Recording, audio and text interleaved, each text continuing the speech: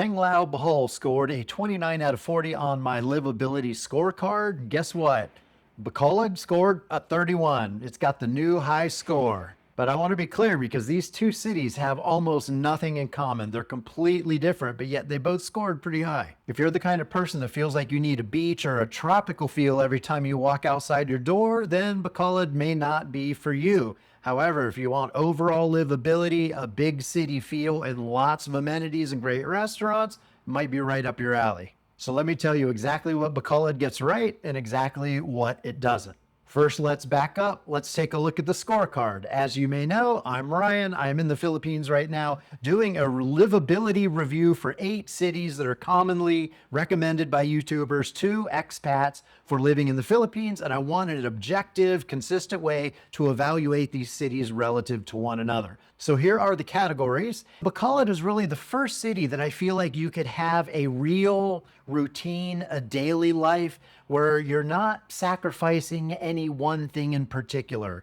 It's firing on all cylinders. Bacolod has between 600 and 700,000 people. I think by the end of 2026, it'll be much closer to 700,000. So it's pretty large, not as big as Cebu or Manila, but it's bigger than Davao, and it feels that way. I was actually not expecting how big of a city it was when I got here. Everything I'd heard about it just didn't really sell it as any place particularly special or large or modern, but it's got a lot of advantages. So it's not a beach town. Bacolod is a more industrial port city. It is not known for great beaches. It is on the other side of Negros Occidental from Dumaguete. So I took a bus. It was about a 4-hour trip, very hot, very bumpy, very windy trip up the mountains over to Bacolod, which was very eye-opening. But when I got in the city, I was just surprised by how big it was, how modern it was, and how many of the items on my internal mental checklist it had.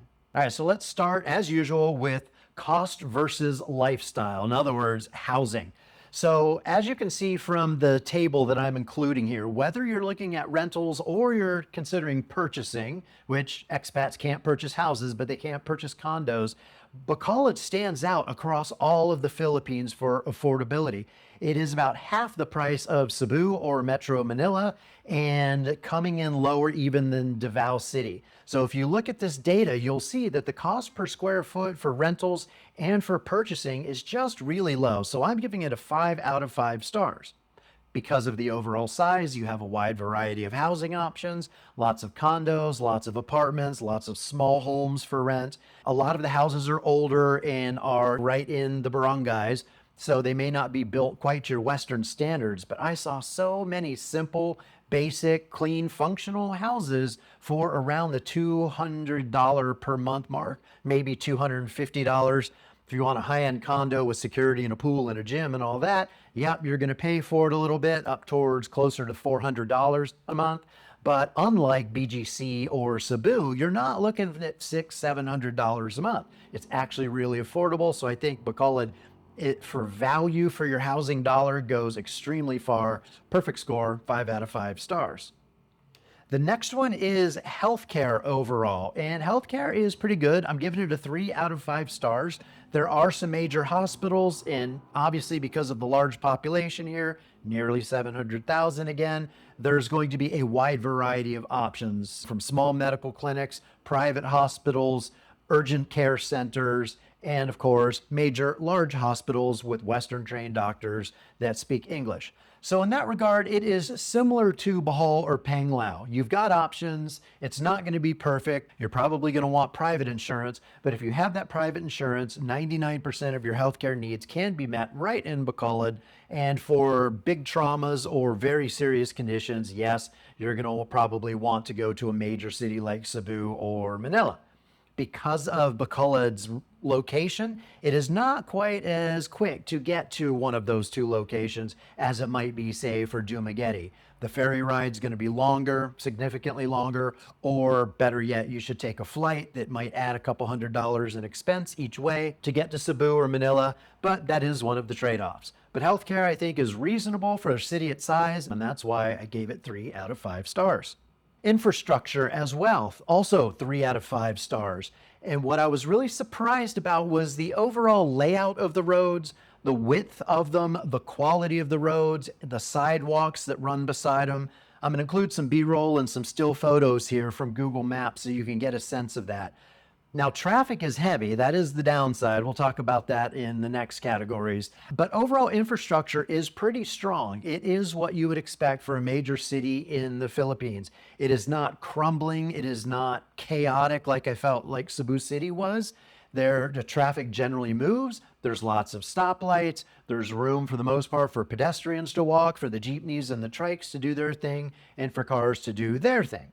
Now, yes, along the main Highway 7, which is a major road that runs right through the heart of downtown, where all the shops and the restaurants are concentrated, traffic, of course, during rush hour is going to get a little bit heavy. But overall, it was just not chaotic like Cebu City. It was more in line with a mid-sized city, and it didn't freak me out. I was able to walk around no problem. For the most part, cars were courteous. And I didn't experience in my week there, no brownouts, no major infrastructure problems. The internet, like everywhere else, was up and down a little bit, but that's just something you've got to adapt to in the Philippines. So overall, infrastructure, 3 out of 5 stars. Now on to beaches in nature. 4 out of 5 stars on this one. I think this is where Bacolod really shines. It's a good jumping off point. Let's start there. There is Guimaras Island right off the coast, which you can take a ferry to, I think, in 30 or 45 minutes, including ro-ros. And there are trails, there's nature, there's waterfall, there's beaches, diving, snorkeling. So Guimaras Island gives a great location for all of that. And considering you can go as just a foot passenger over there quickly for a day trip and get back by nightfall, or if you have a motorbike, you can go over there and explore to your heart's content via the ro-ro ferry.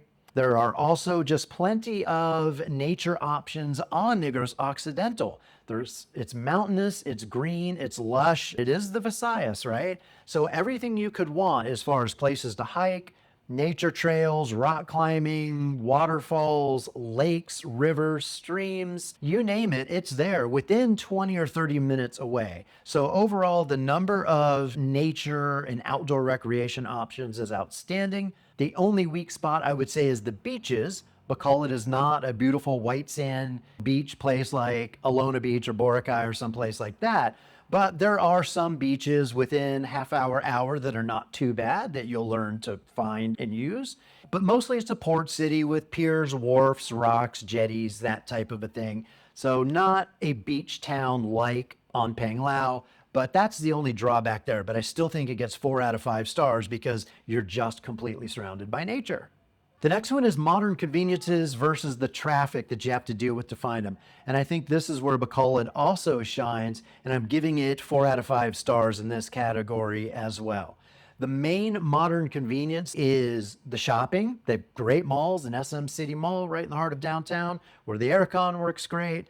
But there is a food culture and restaurant density of both local and Western expat-run restaurants that I think rivals any place except maybe BGC. So where I stayed in the heart of downtown, I could walk outside my door and within just a couple of blocks, there were dozens of amazing food options at all price ranges. They were easy to walk to or easy to take a grab to. And the traffic to get to all of that was reasonable. Not perfect, but reasonable. So between the malls and the parks, which I'll talk about here in a moment, and the restaurants, it just has this feel of a city that is modern, that has arrived, that understands what it is. It's not trying to be something that it's not. But the residents here go out and eat a lot. They shop a lot. They are active people. And there's enough modern conveniences to accommodate all of that. I didn't feel like I was roughing it or I was in the province.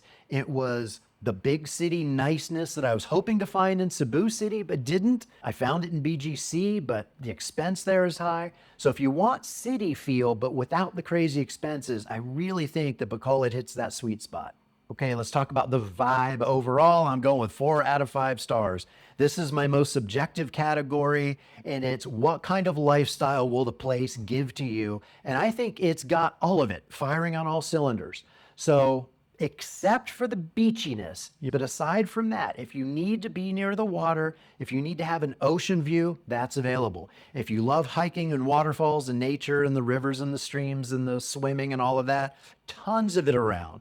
There are shooting ranges, there's rock climbing gyms, there's outdoor parks. There's an amazing park, by the way, right in the heart of the city. It's called Lagoon Park because it has a big pond that they call a lagoon. And it's just got all of these amenities that make it so that whether you're into cycling, walking, running, hiking, rock climbing, any of those types of activities, you're going to be able to find it. But at the same time, you're also getting restaurants and shops and bakeries and all cafes, good coffee culture, everything you could want in a big city. So I really do think more expats should give serious consideration to Bacolod because, again, other than the lack of a white sand beach, I could not find any downside to it in the week that I spent there. I really enjoyed my time. I spent some time with a local who showed me around and took me to some places that I wouldn't have otherwise seen. I walked around some barangays and got lost a little bit. And yeah, it was hot, but summer in the Philippines, it was steamy, but there is some breeze because you're right on the coast. It's at sea level, obviously, so it's not going to be cooler than any other location in the Philippines, like where I'm at today in Baguio. But overall vibe, I think, is fantastic.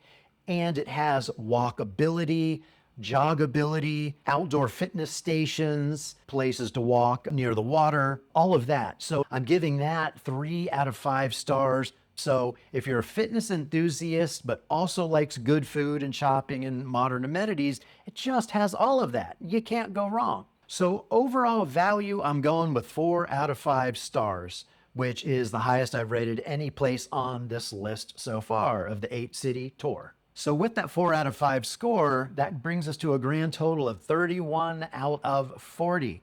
So I think, except for the lack of the postcard aesthetic, the white sand beach thing, in every other category and every other facet of your life, I think most expats, especially Americans and Canadians who are in their 50s or 60s, will find what they need.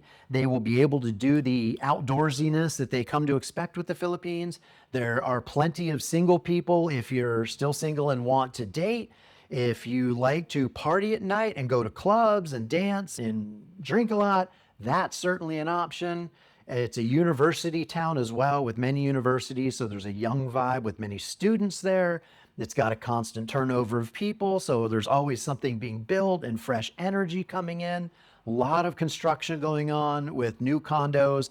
And again, going back to the housing, the cost per square meter for housing, it's some of the lowest in the Philippines. And I don't know if it's going to be like that 10 years from now, because I think the secret is going to get out. So of all the places so far I visited in the Philippines, I feel like Bacolod is talked about far less than it probably ought to be. I know lately Iloilo is getting more attention, and I think that Bacolod should too. And on that note, they're very close to each other. Iloilo is just a 1-hour ferry ride from Bacolod, and Guimaras Island, that has the diving and the snorkeling and the recreation and the waterfalls and all that, is right between the two. So it's got this triad thing going of Bacolod, Iloilo, and Guimaras. And man, that is a lot of lifestyle for your dollar. I just really don't think you can go wrong. So I hope that was helpful. I hope you are intrigued now to check out Bacolod. It's not on most people's list, but I think it ought to be. And so if you're going to check out Dumaguete, which I did recommend, it's just a bus ride away from Dumaguete. Yeah, it'll take you a half day and there's a lot of stops. Try to get an aircon bus if you can, because I did the non-aircon bus and whew, that was an adventure. Let's put it that way. So get the aircon bus, go check out Bacolod, and let me know if you agree with my findings, because I think you'll be pleasantly surprised. But book a couple of weeks. I think it takes that long to really get a true feel for the variety of the areas of the city, and you won't come to fully appreciate it for 2 weeks. Let me know in the comments if you agree or disagree. If you've been there and you think I'm on the money, let me know. And if you think I'm falling short or I missed something or there's something terrible about it that I didn't mention, bring that up too. So I hope this was helpful, and I'll see you in the next video where we talk about the beauty and the uniqueness of Iloilo. It really is one of a kind, and we'll see if it beats this Bacolod 31 out of 40 score. All right, have a great day. See you soon. Bye-bye.